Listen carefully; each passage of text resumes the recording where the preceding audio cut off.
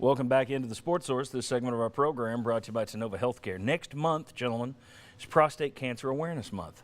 That means it's a great time to ask your doctor about a PSA test or to see him about a cough. About 1 in 6 men will deal with prostate cancer in their lifetime. That's a lot. But if you catch it early with a simple exam and a blood test, Tennova Healthcare can help you beat it. They did me. They did my father. Tennova Healthcare saved my life. I love them. See for yourself the kind of work they do. And right now to next month, Prostate Cancer Awareness Month, gentlemen, I can't tell you enough. PSA test, ask your doctor. Tennova.com to learn more. All right, we got a lot more to come on today's show, but I want to continue with our most important stuff today, right here in this segment. Most important newcomer. I'm going to guess we're all probably going to come down in the same spot, but we can name names here in this segment. Most important newcomer are his initials TC. Ty Chandler.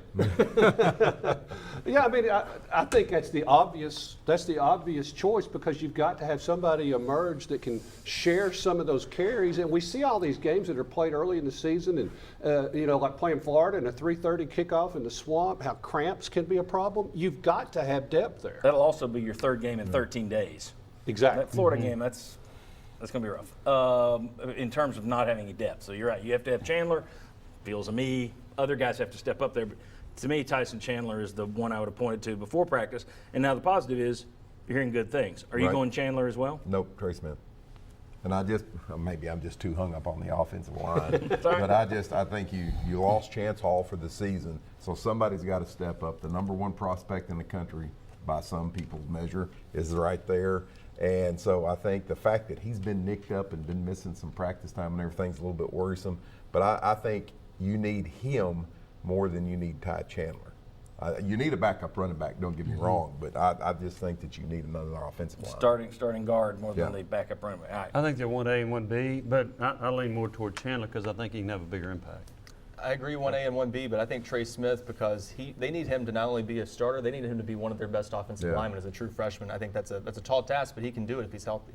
And one thing Butch Jones made clear at SEC Media Days, because everyone he talked to, he said the same things, that he's not only a really good kid, he's mean. He's nasty on the field. And you need that. I think that offensive line lacked some nasty last year. So if he could come in and bring that, that is another reason to keep an eye on Trey Smith. It would be a positive. Most important week on the schedule. Let me go ahead and put up the schedule here. You can take a look at this. And while we look at it, let me just remind you, you know what turned out to be the biggest week last year? Vanderbilt. I mean, think about it. This would have been disappointing. It was the difference between disappointment and outrage.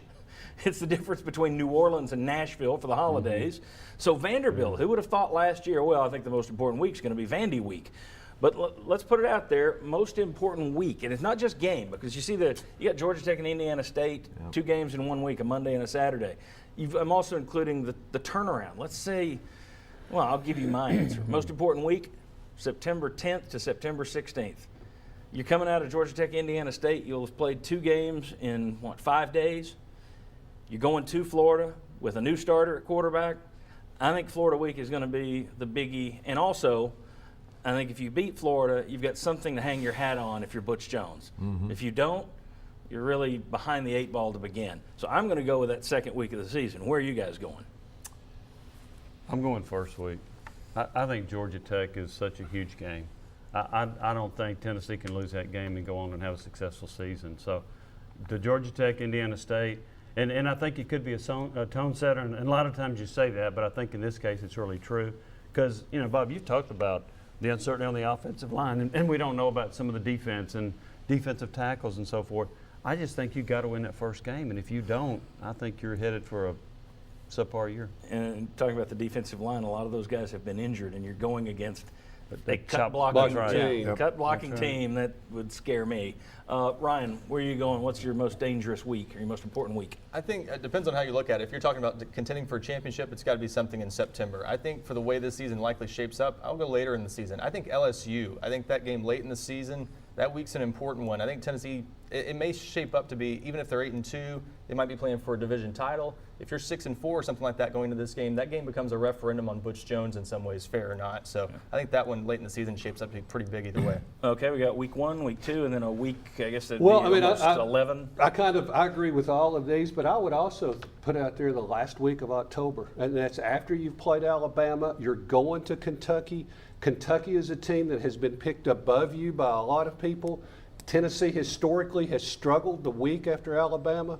If you have a tough time against Alabama and then that follows up with a poor performance against Kentucky, that could really, really get ugly. I'm going the open date. And here's the reason. You could be Let's put the schedule back up. you could be 2-3 going into your open date. You could be 5-0 like you were last year after you go through the Georgia game. And I think where you're at that week could determine Butch Jones's future, because if you're 3-2 going into that open date, you look at the rest of the schedule and you're probably not going to beat Alabama. LSU looks to be superior to you.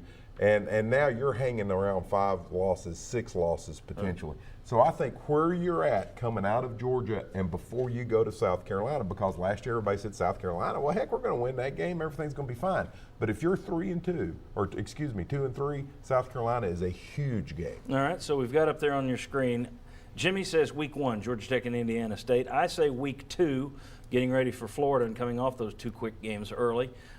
Ryan, you said the LSU game way down there in week, what would that be, 12? I guess there's 13 weeks, that'd be week 12. Chuck, you went the Kentucky week, October 22nd to the 28th, and Bob Hodge with the open date, sort of middle of the season right after Georgia. Interesting. Everybody went in a different direction. Very good.